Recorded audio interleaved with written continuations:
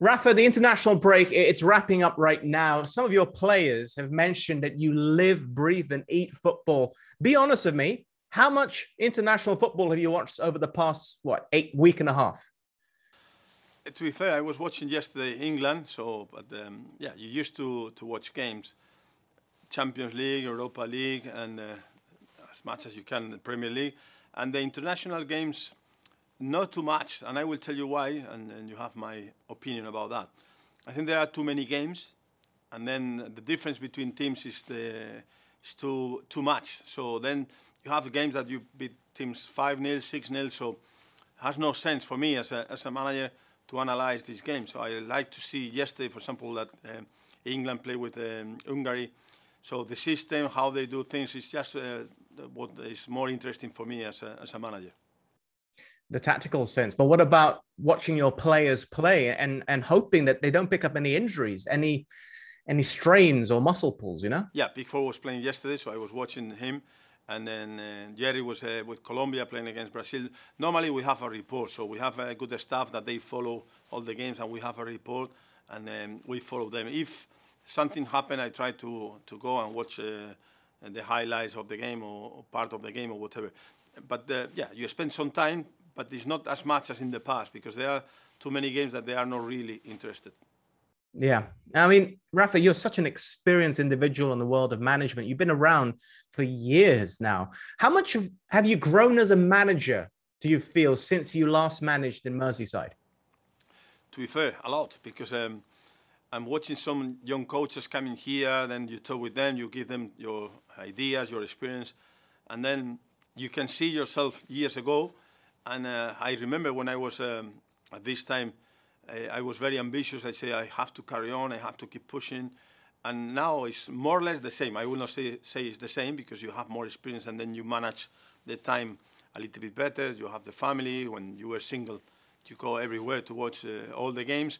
Now you have another responsibility. But then still watching a lot of games, thinking a lot about how to improve, talking with my staff about what can we do better. So that is the way to be competitive and stay there for a long, long time.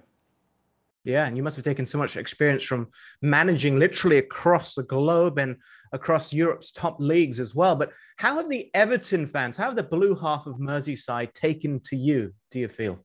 Really well. I'm really pleased because from the beginning, a lot of people was quite positive. Social media, some people were talking, but the reality is that the fans in the streets, the fans around the city, they were really good. So we didn't have any issue, and everybody was really pleased. And then you could see the reception the first day, the first game. That was fantastic from the fans. So everything is positive, and at the moment, we are really happy. You strike me as a tactical genius from all these years watching you. You always seem to make these really, really good tactical shifts during a game and before a match. But what are the principles that you manage by? How do you describe yourself as a manager? Yeah, in terms of management, style of management, quite normal. So I like to talk with my players. I like to talk with them about the game, make them think about what is going on. And then, yeah, I like to analyze the games in a tactical way. But also, you know that it depends on the players. They make a difference. But you have better players, you have more chances to win.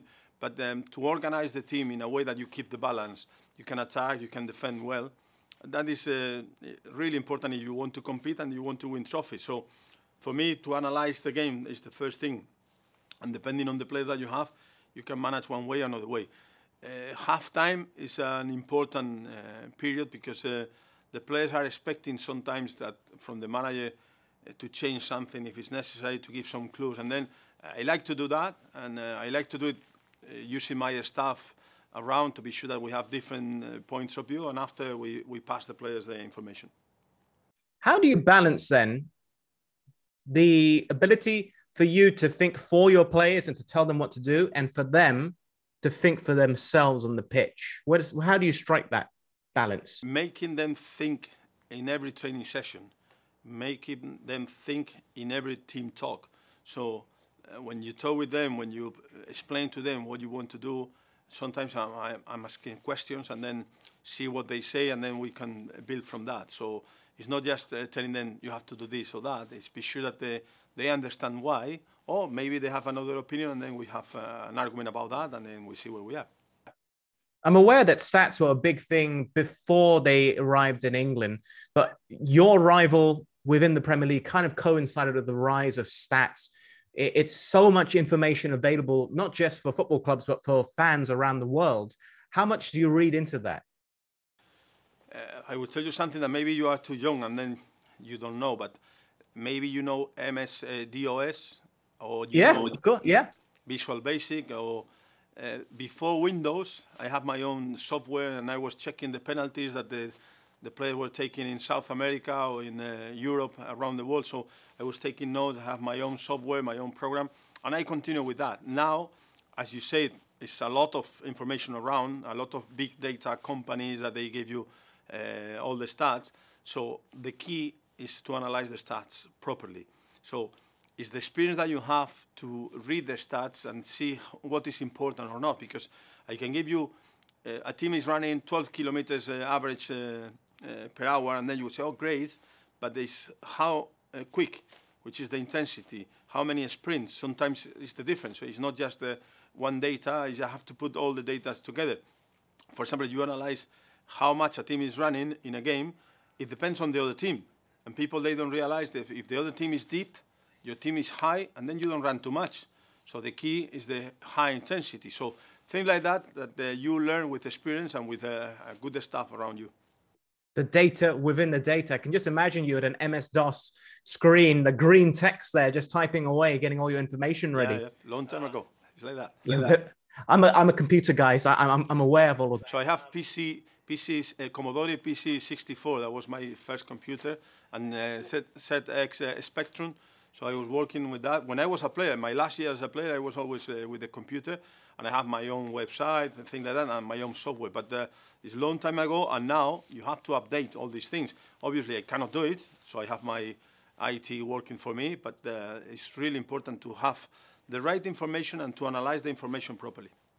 Yeah, that's going back to the 80s, Rafa. You're talking about the Commodore and the Spectrum. Yeah, a long time ago. I was not expecting that answer. But you know what? Taking a look at all the data from this season, you've got off to a fantastic start. It was a great result in the last match week, for example. What are you trying to do to ensure that what happened last season, where Everton got off to a fantastic start? In fact, they were leading the table before the first international break, but completely tailed off. What steps are you taking now to make sure you better what happened last season? One of the things that you said before, analyze the data. So we have a good staff checking every single training session, every single feeling of the players, because some people, they don't realize that the best thing that, or the first thing that you have to do is to understand the feeling of your players, how they feel after the training sessions, if they feel that maybe they are a little bit tired or they have a risk of injuries or things like that. So if you know the feeling after you analyze the data, and then you have your people around, then you put everything together, and then you will have an idea. When I signed for Real Madrid as a young coach, I was asking for tests because I was a young coach coming from the university, and then very keen to use the data and all the stats and all these things. And they told me, yeah, we have visual data. We watch the players and we see if they are good or bad. So something so simple is just to watch. It's experience.